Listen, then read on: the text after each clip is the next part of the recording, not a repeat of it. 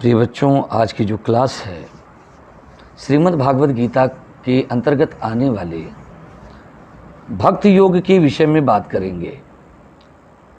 चाहे वो दर्शन के विद्यार्थी हों, चाहे प्राचीन भारतीय इतिहास संस्कृति एवं पुरातत्व विभाग के अंतर्गत सेकेंड सेमेस्टर थर्ड सेमेस्टर के अंतर्गत आने वाले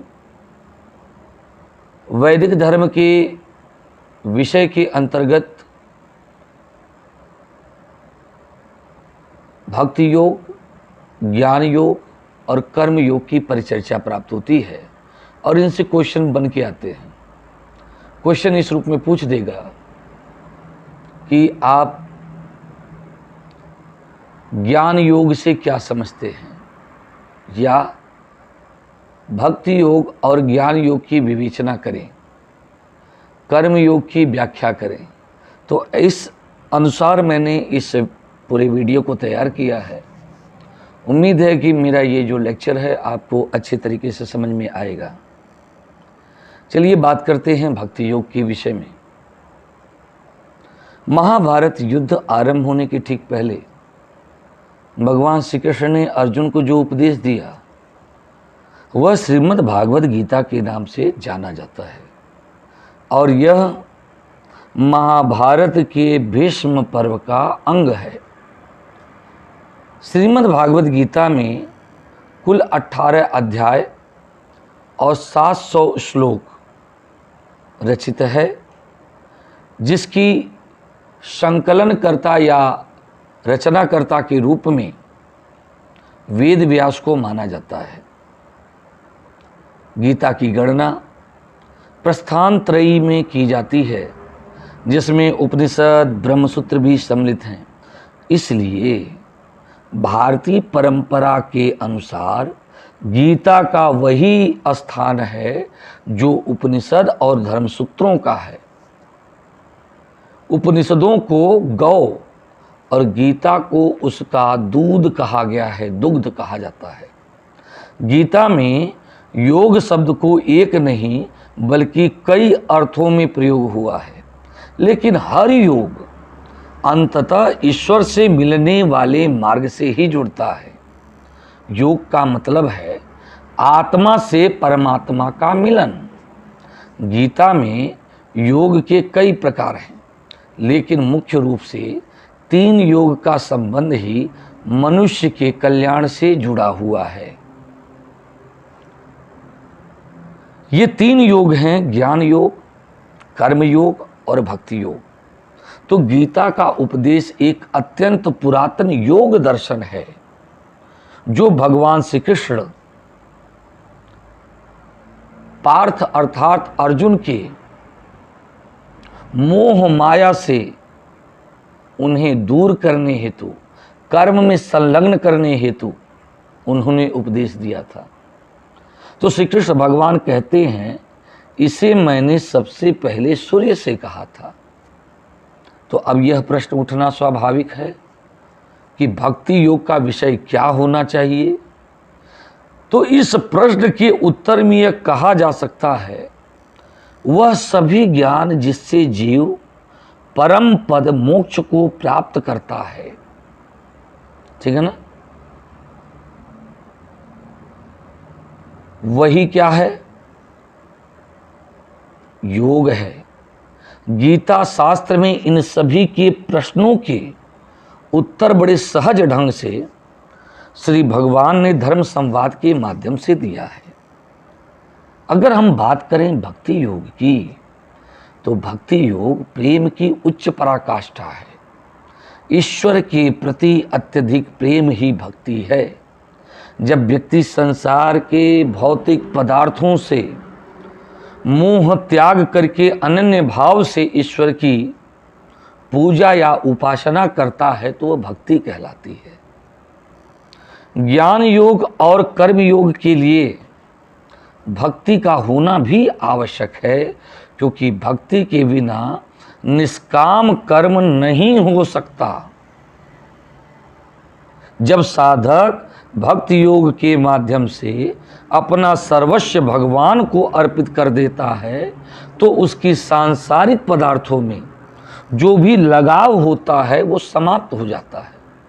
जिसे आप आसक्ति कहते हो, तभी परमात्मा को वह जान पाता है। गीता के 12वें अध्याय में भगवान श्री कृष्ण के द्वारा इस भक्ति यानी उपासना के विषय में हमें विस्तार से वर्णन प्राप्त होता है। जैसे एक हेडिंग हम कह दें कि भक्ति नाम प्रेम विशेष, यानी ईश्वर के प्रति जो उत्कट प्रेम विशेष का नाम है, नाम ही भक्ति कहलाती है। भक्ति व योग संस्कृत के दो शब्द हैं। योग का अर्थ होता है जुड़ना यानी मिलन, और भक्ति का अर्थ होता है दिव्य प्रेम। तो ब्रह्म के साथ प्रेम अर्थात परम सत्ता से जुड़ना ही भक्ति योग कहलाता है। भक्ति जो है समर्पण और श्रद्धा का मार्ग है। भगवान श्री कृष्ण भगवत गीता में कहते हैं, मय्या वैश्य मनो ये माम नित्य युक्ता उपासते श्रद्धया पर्युपेतास्ते में युक्त तमा मताः। तो जो व्यक्ति अपना मन सिर्फ मुझ में लगाता है और मैं ही उनके विचारों में रहता हूँ, जो मुझे प्रेम और समर्पण के साथ भजते हैं और मुझ पर पूर्ण विश्वास रखते हैं, वो उत्तम श्रेणी के होते हैं। और यही भक्ति योग का सार है। यानी व्यक्ति को अपना मन सिर्फ मुझ में लगाना चाहिए, उसके विचारों में मुझे रहना चाहिए। तो जो प्रेम और समर्पण से मुझे भजें, जो मुझ पर पूर्ण विश्वास रखते हैं, मैं उन्हें उत्तम श्रेणी का भक्त मानता हूँ। फिर क्या कहते हैं, सर्वधर्मान परित्यज्य मामेकं शरणं व्रज अहम त्वाम सर्व पापेभ्यो मोक्षयिष्यामि मा शुचः।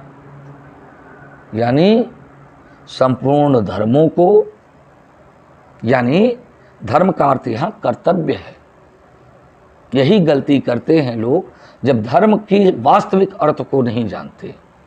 तो संपूर्ण धर्मों को अर्थात संपूर्ण कर्तव्य कर्मों को मुझ में त्याग कर तू केवल एक मुझ सर्वशक्तिमान सभी लोगों के आधार मुझ परमेश्वर की ही शरण में आ जा।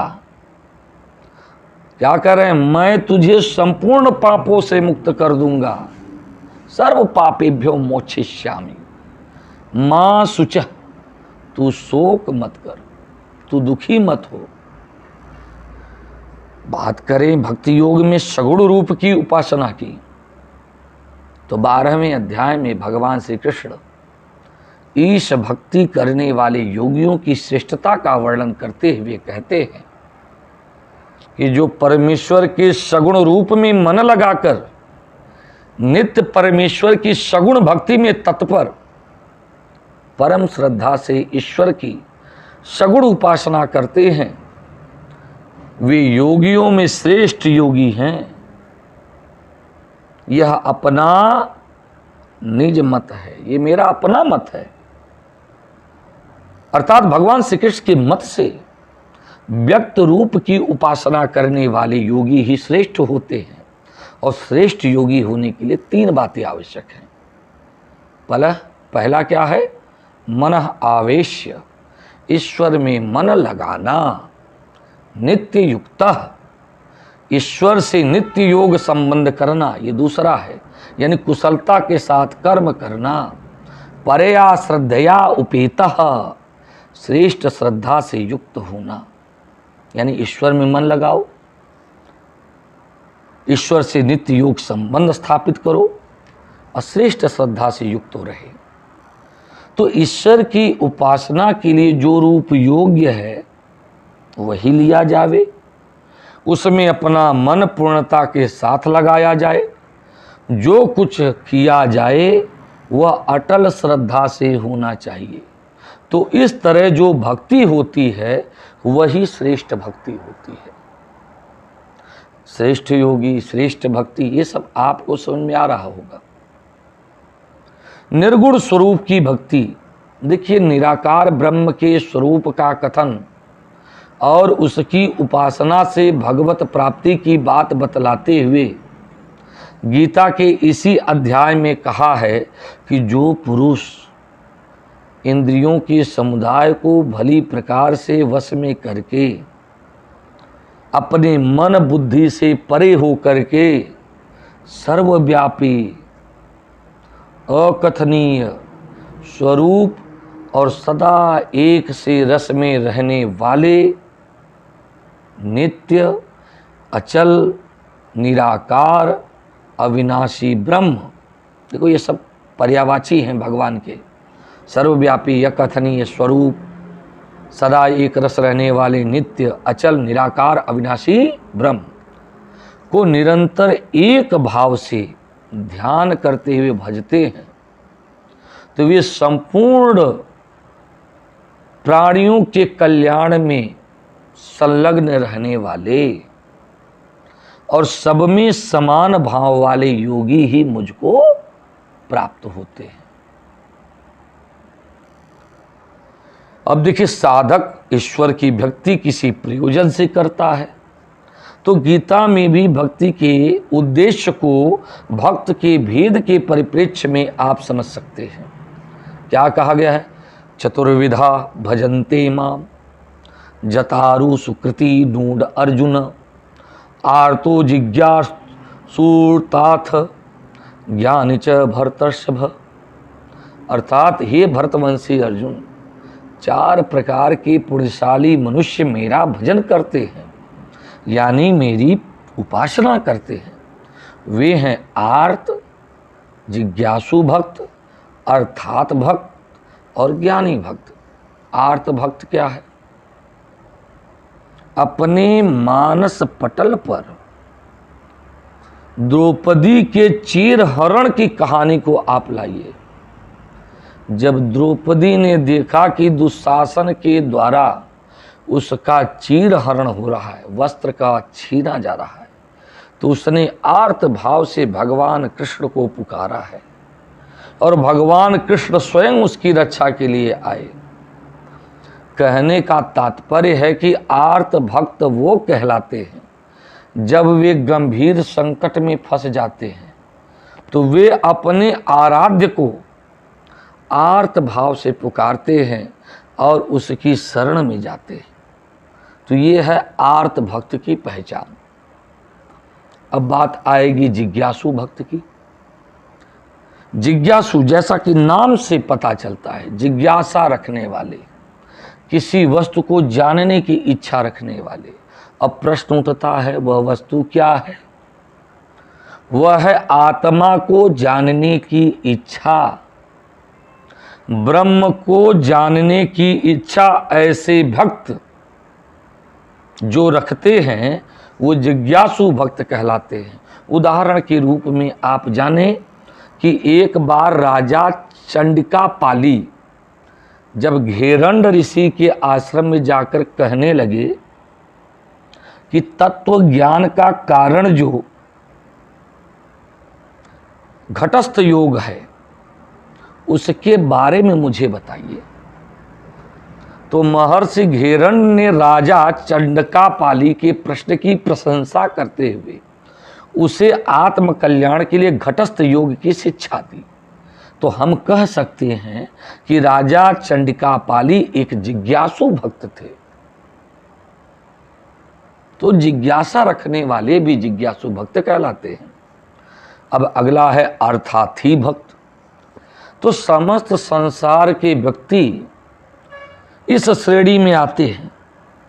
ऐसे भक्त किसी सांसारिक वस्तु, मकान, जमीन, धन, स्त्री, वैभव, मान सम्मान या परीक्षा में सफलता या विवाह के जल्द होने की कामना से अपने आराध्य को भजते हैं। तो ऐसे व्यक्ति जो होते हैं वो अर्थार्थी भक्त कहलाते हैं, मतलब जिनका कुछ उद्देश्य के साथ वो भगवान की पूजा करें। ज्ञानी भक्त कौन है? ज्ञानी भक्त ऐसे भक्त हैं जो आत्म कल्याण ब्रह्म की प्राप्ति के लिए अपने आराध्य को भजते हैं। तो उपरोक्त 4 प्रकार के भक्तों में हे अर्जुन ज्ञानी भक्त ही श्रेष्ठ है। अब प्रश्न उठता है भक्ति के प्रकार कितने हैं? तो नवधा भक्ति, श्रीमद् भागवत गीता में भक्ति के 9 रूपों का वर्णन किया गया है। श्रवणम, भगवान के नाम और महिमा को सुनना। कीर्तनम, भगवान के स्तुतियों को गाना। स्मरणम, भगवान को याद करते रहना। पाद सेवनम, भगवान के कमल रूपी पैरों की सेवा करना। अर्चनम, भगवान की नित्य पूजा करना। वंदनम, भगवान की प्रार्थना करना। दास्यम, भगवान को स्वामी मानना और उनकी सेवा दास भाव से करना। संख्यम, यानी मित्र भाव से भगवान की सेवा करना। और आत्मनिवेदनम, भगवान को संपूर्ण रूप से समर्पित कर देना। तो ये नवधा भक्ति कहलाती है। दूसरा क्या है? रागात्मिका भक्ति। जब नवधा भक्ति अपनी चरम अवस्था में होती है तब रागात्मिका भक्ति की शुरुआत होती है। जब नवधा भक्ति अपनी चरम अवस्था को पार कर जाती है और अंतःकरण में एक अलौकिक भगवत प्रेम का भाव उत्पन्न होने लगे तो रागात्मिका भक्ति एक आनुभूतिक अवस्था है। ऐसी अवस्था में साधक अपने आराध्य की झलक का अनुभव कर सकता है। तो ये है रागात्मिका। अब एक है पराभक्ति। पराभक्ति, तो यह रागात्मिका भक्ति की और चरम अवस्था है। इसमें साधक की उत्कृष्ट और अंतिम पराकाष्ठा है, क्योंकि पराभक्ति में द्वैत नहीं रहता और इस अवस्था में उपासक और आराध्य एक हो जाते हैं, अर्थात साधक को एकमात्र ब्रह्म का साक्षात्कार हो जाता है। इस प्रकार से जो ये भक्ति योग है परम ब्रह्म से जुड़ने का सबसे सर्वोच्च साधन माना गया है। तो भक्ति योग के माध्यम से भगवान श्री हरिनारायण ने या श्री कृष्ण भगवान ने अर्जुन को भक्ति योग के विषय में विस्तार पूर्वक समझाते हुए उनकी सभी शंकाओं को दूर किया। मुझे उम्मीद है कि यह जो क्लास थी आपको अच्छी लगी होगी।